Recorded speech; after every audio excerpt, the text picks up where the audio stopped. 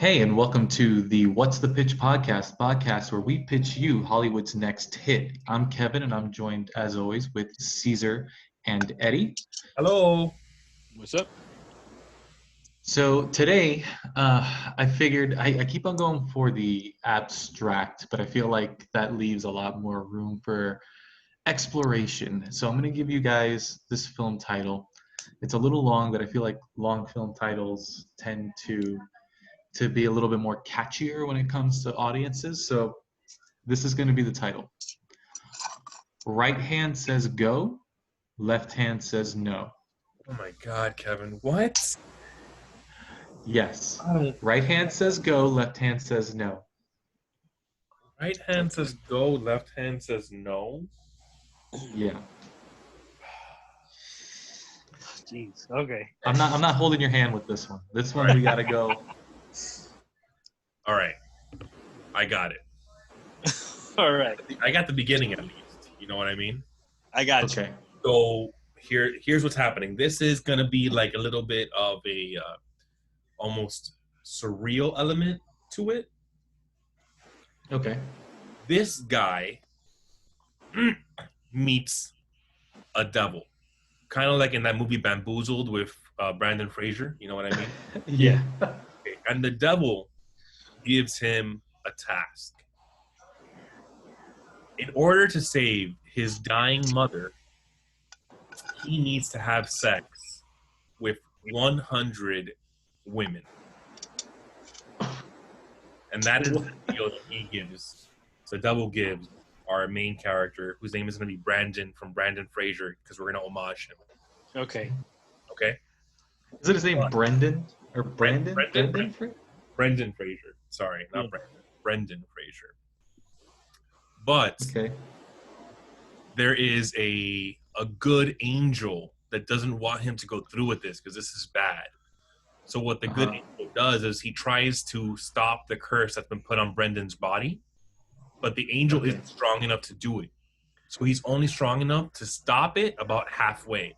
So half of Brendan's body wants to not have sex with anybody, and the other half wants to have sex with 100 people. So his right side of his body says, let's have sex with 100 people. The other side is literally trying to stop him at all costs. Okay, so does that mean one's possessed by a devil and the other one's possessed by an angel? And one's possessed by an angel. And they're both trying to stop each other constantly. One is trying to fuck, and the other one's trying to stop him from having sex. So where do... I have a natural question, though. Where does his genitals lie in all of this? Because they're right in the middle, right? Presumably. Yeah, no, the genitals want to do it. The genitals want to. I guess all he has is the left hand is always trying to stop him from doing whatever he wants to do. Okay. But the right hand always. I have the backstory for this, Eddie. Okay. I like that. I have the backstory. All right. So this is a guy. Brandon grew up in a loving family, but kind of like cocooned, right? Okay. So he grew up with his mom. She was very religious. And when they were younger, when he was just a little boy, they went on a trip somewhere, right? Yeah. And they did this prayer to some virgin, or I don't know. And then that's the angel, right? Yeah. So the angel's always been with him. This guy, there has to be something about him that doesn't want to have the sex with 100 women, right? Like, let's say he's either a virgin or it's been really hard for him to get women. That's why the devil puts him that challenge, because he's like, you're not going to be able to complete this challenge. The only way your mom is going to get saved is you fuck 100 women right now. He doesn't want to be promiscuous. He's never grown up like that, right? Yeah. But all of a sudden, when the devil's, he's like, I can't do this. The devil's going to be like, yo, I'm going to give you this horniness for you to be able to fuck the women. He's going to give you the horniness. Yeah. So right there is when the angel steps in. He's like, wait, I've been with Brandon my whole life. I'm not going to let you do this. And they fight over. There's a big explosion. And so the left hand ends up being for the angel. The right hand ends up being for the devil. Yes. The rest of the body has to be out of their control. Yeah. Okay. So this has to be like there has to be an actor that's like very physical. Yeah. Yeah. Can I ask though, is it 100 women or people? I think 100 people is fine. Let's say people. Let's say people. Okay, It people. can be anything. I mean, at the end, he can get desperate and whoever's around, you know? Now this is an important question that I have. Is he left-handed or right-handed naturally? Oh, that's a good question. Because I feel like that plays a part of the What if that's narrative, a right? twist? What if that's a twist where like the whole movie, you think he's right-handed, and then the devil's like he's on 99 people already, and the devil's like, I got the right hand, and then the angel goes, "This is what you don't know. I've been with Brandon his whole life. He's left-handed." Yeah, it's a big twist in the movie. There has to be a scene though, and you guys can flesh this out if you want, but like a scene where like he's just frustrated, bro, because like he's not like the angel stopping him, but like he keeps on getting like into this moment with these women, and like it's about to happen. The angel stops him, but then like he's alone at home at night, and he's just like looking at his junk, and he's looking at his left hand, and the angel's like, "Don't do it." Don't do And like he starts like unzipping his pants. do it. I feel like, Eddie, tell me what you think of this. There has to be a love interest, right? Yeah. Throughout this whole movie. And then it has to be that he's already done it with 99 people. Yeah. Okay? And then the 100th person would be the love interest. But then he doesn't know. That's the conundrum there. Like, that's the person he really wants to be with. But is the angel going to let him fulfill his deal with the devil and forbid him from love? I mean, What's going to happen? Caesar, I'm totally with you on this plot point. Totally with you. But my question is, if you were that person that he loved and you found out that he slept with 99 people, are you going to fucking sleep with this guy? She can't know until the very end. What if that's the plot twist? Like at the end, the girl that he's been seeing the whole time finally finds out that he slept with these other 99 people. The angel tells her. Yes, to fucking like fuck up his whole like his quest. And then Brandon's like, "You're supposed to be my friend." Yes. And then the angel's like, "You don't understand. You're about to complete a deal with the devil." Wow, this is a great movie. Great movie. And then he's like, no way, I'm not sleeping with you. Like it's completely over. But there has to be some kind of redemption arc where he does something and convinces her like, hey, I love you. I didn't do this because I wanted to. I did it because I had to. But like, so what happens? What ends up happening is the mom dies. wow. Yeah.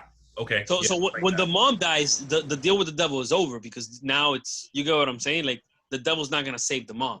Yeah. Wow. But there still has to be a way to tie it around where he's like, I can have sex with you now because now you wouldn't be the 100th, you would be the first.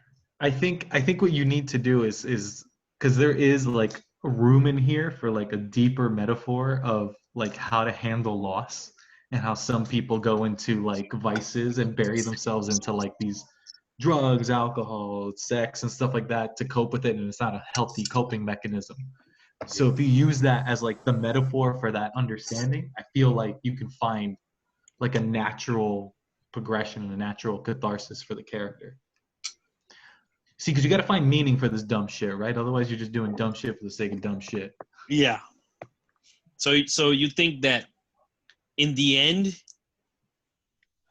when the mom dies, he deals with the grief by what? By having sex again? No.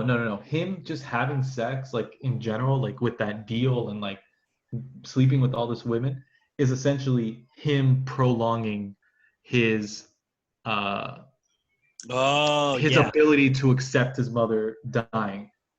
Yes. And like that's like the metaphor. So like, when you lose a loved one, you're like, oh, heavily drinking, or you're sleeping around, or you're like substance abuse issues.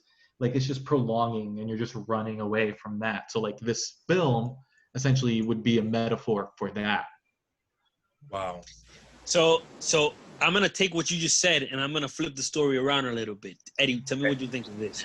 So what has to happen then, if that's the case, is that this girl has been with him from the beginning, right?